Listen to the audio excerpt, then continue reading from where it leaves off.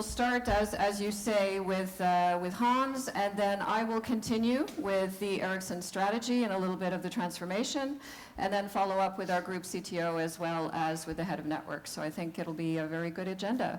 Excellent. So without further ado, I'd like to welcome Hans Vestberg, President and CEO of Ericsson. Thank you very much.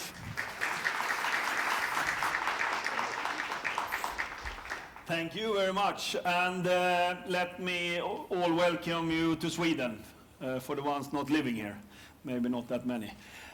So welcome, fantastic to have you here, and we think this is a fantastic event, these couple of days of sharing a little bit what is happening in the industry, and also insights that we can gather together from all the 180 countries where we're acting. I will talk a little bit about what is happening in the industry, but I will at least start with one Ericsson slide and talk a little bit where we are, and then I will spend more time on the industry. So where do we stand as Ericsson today? We are acting in, I would say, 5 discrete areas that are sort of adjacent. Mobile infrastructure, of course, we are clearly number 1 in mobile infrastructure in the world. That's a very important pillar in our assets. The service piece that we have built up now during 10 years, which is a large piece of our business today. 42% of Ericsson's revenue of $35 billion is services related to people business. They were clearly number 1 as well in that industry, in that piece of the industry. Then we have developed the last 4 or 5 years 2 other pieces of business where we clearly are number 1. And that's also in the OSS, BSS. That would be the billing system and operating system for operators that is needed in this transformation happening. And then TV and media. The majority of everything in the networks in the future will have some type of video in it, and then TV and media becomes very important. And we are number 1 in that as well. Then the 5th area that we're acting in is IP. That we are not number 1 in, but definitely a very important area for us to support the transformation in our business. We have also left a couple of areas, as you have the ones who have followed us. We don't have mobile phones anymore. We have also decided fairly recently that we're not into modems. So we are taking quite a lot of decision in this type of transformation. In the bottom of this slide, you see the 3 competitive advantages of Ericsson. To the right for you, or to the left for you, it's the technology leadership. That's what we do in technology. We are, of course, generating a lot of patents based on the $5 billion that we spend in R&D every year. And we have done so consistently for many, many years. And of course, the innovation is then coming out in a lot of patents, standard essential patents, but also patents for new type of products and solutions. We have roughly, out of 114,000 employees, 25,000 in research and development. Mainly today, doing or a large portion of the R&D today of Ericsson is software related. We would sort of be the 5th largest software company by revenue if we were sort of gathering together what we are doing in software sales. The service piece is the second competitive advantage is, of course, the service leadership. Enormous scale we have in services. We are today running 1 billion mobile subscribers networks that has been outsourced to Ericsson. That's what we run on 24/7 in many of the countries we're into. 64,000 of our employees are in services, so this is a large business as well. Then, of course, the scale and the global scale that we have and the reach, 180 countries. We are basically present in any market that has a sizable telecoms business, as well as not having an embargo. There are a few of them today. 114,000 employees, and 50% of the 4G traffic in the world is going through our networks. Of course, we have developed quite a lot the last 10 to 15 years. I used to say for 15 years ago, our main revenues are coming from fixed access, mobile phones, as well as mobile infrastructure. And there's only one of those pillars left, and that's mobile infrastructure. And that's the pace of transformation is needed in order to be relevant. So let me talk about what's happening in industry and how that impacts what's going to happen the next 10 to 15 years. We have talked a lot about what has happened in the last 20 years in our industry. We have basically created 7.2 billion mobile subscriptions in the world. It's an enormous technology transformation, that so many people on this earth have access to mobile phones. 25 years. And we have also at the same time almost come up to 3 billion mobile broadband subscriptions. And remember, mobile broadband started only 5 years ago when we got devices that can use the networks. And you can say that's an astonishing development. But when you understand what's going to happen in the next 5 years, you understand that the pace of transformation and technology change the last 20 years is extremely slow compared to the next 5 years. Extremely slow. So, but next 5 years, we're going to end up with over 9 billion mobile subscriptions in the world. Yes, it's going to be more mobile subscription than people on Earth, and it's going to be more people. Over 90% of the Earth population will have mobile coverage by 2019. But the more important number on this slide is, of course, the 7.5 billion mobile broadband subscriptions. That means that we're going to have at least 2.5 times more people on this earth having access to internet in 5 years. And we all know how long it took to get to where we are today with internet connectivity and people having access to internet. And the majority of the people coming on right now, they will start at the end of the development chain. They're not starting with a black and white TV, color TV, the computer, the laptop, the feature phone, and a smartphone. They will combine them all and start with a connected device. That is all those devices and all those products that I had before. And just imagine the innovation they will have and the inclusion they will have in our society having that. And that will have a huge impact on basically people, businesses, and our society. And that's what we have in front of us, and that we need to understand, that the mobility, the broadband, and the cloud, that is the 21st century's infrastructure. So, what is in the networks? I think that all the networks was built for one thing. They were built for one service that worked for basically 20, 25 years, and that was voice. Voice was everything we had in the networks. And look at this picture of the traffic in the mobile networks. In 2010, the voice traffic was equally large as the data, only some 4 years ago. And if you see here, in 5 years, it's going to be so much more data in the networks, and suddenly, as our head of technology is saying, voice will be noise in the networks. They will be so small. Still important, but the growth of data and the opportunities in data are enormous. And that's why you see this growing bubble with data. That's going to be the majority in the network. And that also opens up all the opportunities. So those opportunities will go from connecting places. That took us 100 years to get 1 billion connected places with a fixed phone. It took us 25 years to get 5 billion people connected to mobile phones. And then it's going to take some 5 to 10 years more, and we're going to have 50 billion connected devices. But it's coming from my analogy that the coverage is bigger, the data is bigger, and then you can actually connect these type of places and go from places to people to devices. So we still have a lot of technology evolution to happen the next 5 years, and the speed will only go up, and the inclusion will just increase. We call that, of course, the fifth technology revolution. We are into the fifth technology revolution, and for some of you that listened to me before, it has been 4 technology revolutions the last 200 years. I mean, it started with industrialization, it went to when vapor was sort of invented, it came with the oil and gas, and then it came with electricity. All of them has had a fundamental change of our society, and all of them had 2 phases. First, the technology was invented, deployed or installed for 20, 25 years. And in the second phase, you started using the technology in a totally different way. So why is this the fifth technology revolution? 20, 25 years connecting places, connecting people with one service. That was voice. The next 25 years, we're going to do totally different things on the technology that was not even thought about when we started designing the networks between operators and carrier and vendors. And that's the phase where we're going into right now. And we are in that sort of inflection point, going from that first phase into the second phase. And that's why we see so much disruption, new companies coming in and start using networks, etc. It's not strange that many companies that has been created on the second part here in the internet era, they were not part of building anything in the first era. And that's very usual when you have a technology revolution, that you will have that between the phases. And usually the winners in the first phase, they usually have a little bit of a challenge to be winner in the second phase.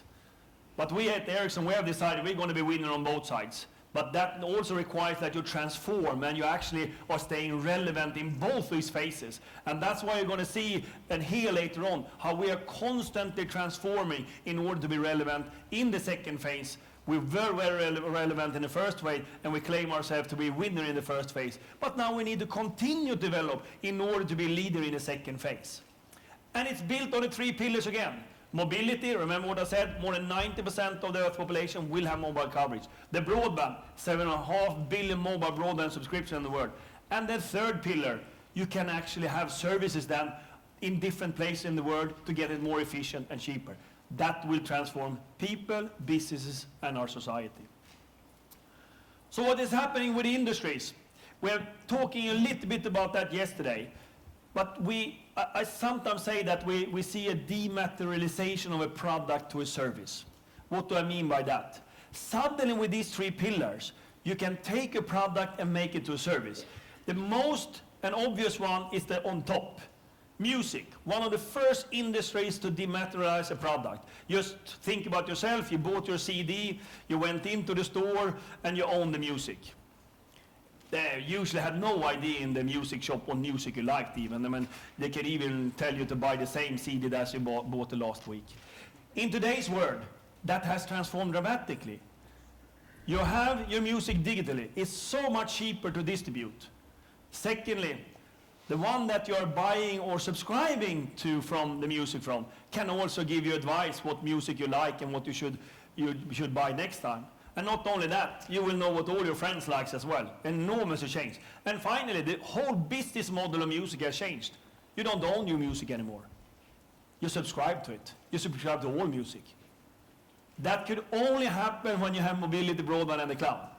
And if you see the other industries below, they are in that transformation. Healthcare, of course, going to be transformed. But some of the areas where we are working, they are very early on into this, like utilities, transport. They see this potential of transforming. And of course, there are 2 dimensions here. It's industries that are transforming using these pillars, and it's of course our society.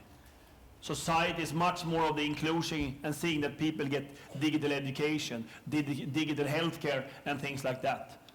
And I think that's what we're seeing right now, and that's why we talk to so many industries at the same time, because we, as a company, need to understand how will the networks need to be designed in the future when all these industries is going to be transformed by using them. As we're designing the 4G Advanced and the 5G, we need to understand what will be the requirement, because the requirement will be very different from when we did the networks for one single service that was voice, and later on a consumer sort of driven mobile broadband. Now we have all these industries requiring a lot of new type of efficiencies in the network. Low latency, high throughput, big speeds. It's going to be different for them depending on what they have, real-time information. And that's why when I talk about speaking to many industries, I mean, this is one way. I mean, historically, this industry was, I wouldn't say simple, but fairly simple. I mean, we, together with carriers, discussed how to develop the networks, and we did it. Today, we need to speak to so many others as well. Of course, the carriers for us are enormously important. This is one of the innovations that we have today. It's just reflecting a little bit how we think. If you see here, it's a light pole. So why is a light pole here? Because it's a combined radio base station and light pole that we have developed with Philips. So why is that coming up? 2 simple things. First of all, light in a city is one of the most expensive bills for a city. If you put in LED, then of course you can reduce the power bill enormously. So Philips is doing managed light. They're going into cities and asking, can we change all your light poles, then we can reduce your cost of electricity in the city. At the same time, we will need in the future cities to make them sustainable. We need connectivity to have technology that's going to steer the city in many cases. And it's very hard to get new sites in a city. But if you change all the light poles, you can put the radio base station here, and at the same time you get better connectivity and densification in the city. We would never think about this 10 years ago, that this was important to partner with a company like Philips and a carrier to do this. And this we are now trialing in a couple of cities in the US and seeing how it works. But definitely it's a new way of thinking that is needed for a company like us, and we need to work with much more stakeholders. So talking about the social impact, some of you know that I also spend time as an advocate in the Broadband Commission. And why do I do that? Because I believe enormously that the 21st century infrastructure has to do with ICT. The inclusion of people of the digital platform will be enormously important. And some of the data that we have gathered during the last 10 years is of course showing a clear correlation between broadband penetration and sustainable GDP development. 10% broadband penetration in a country increase gives 1% growth in sustainable GDP. Not only that, even doubling the speed of the broadband will give you 0.3 better GDP growth.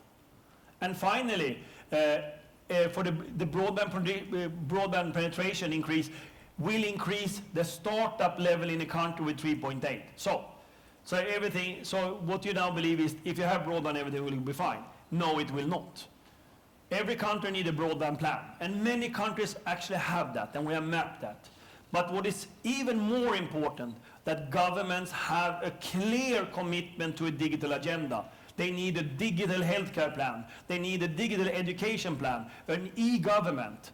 And then you get all these benefits. And of course, the whole broadband will also create more efficiency when it comes to creating companies. So this is enormously important, that we understand that the social impact and the inclusion of getting people to have the same services, the same possibilities all around the world is increasing tremendously the next 5 years. But we also need to see that our leaders of the world understand that it's important with the hospital, it's important with roads, it's important with airports. But in the future, the 21st century has to have a digital platform. The digital platform will be enormously important to transform countries. Not only that, the competition between countries will very much be based on they also have a very good infrastructure when it comes to technology. And I think that some countries are getting that, but not all. And that's why I'm an advocate for the Broadband Commission, and I advocate this to any government, any regulator in the world. This is super important because people are going to have phones. Industries will start transforming by using it. It's time for governments to do the same. Talked a lot about the transformation. I haven't spent too much time, but we see transformation in 3 different aspects. First of all, the transformation of people, business and society, of course, big. Ericsson is transforming. You're going to hear more about that. We are transforming in order to be relevant. Our customers, operators are transforming because they have so many opportunities from having one type of service, which is voice. Now they can offer data services. They can go into other industries. And it's not given that all carriers in the world will actually take the same decisions and go in the same directions. And we see some different models. And I think that's very important to understand. This inflection point will create opportunities and challenges and choices for everyone. It has created challenges and opportunities for Ericsson. We are taking our decisions to be relevant. Our customers will have the same opportunities and they will take strategic choices. Industries will do the same. That's what we are seeing in front of us. We are in a transformation phase in order to be relevant for all these areas. But it goes the same for industries and our customers. So that puts me on my end slide. And just summarizing up where we are as a company. We are on a 10-year journey, and we are into the 5th year on the 10-year journey. The first 4 years was very much about consolidating and improving our technology leadership. I think we've proven that clearly, that we are #1 in the world. We increased R&D.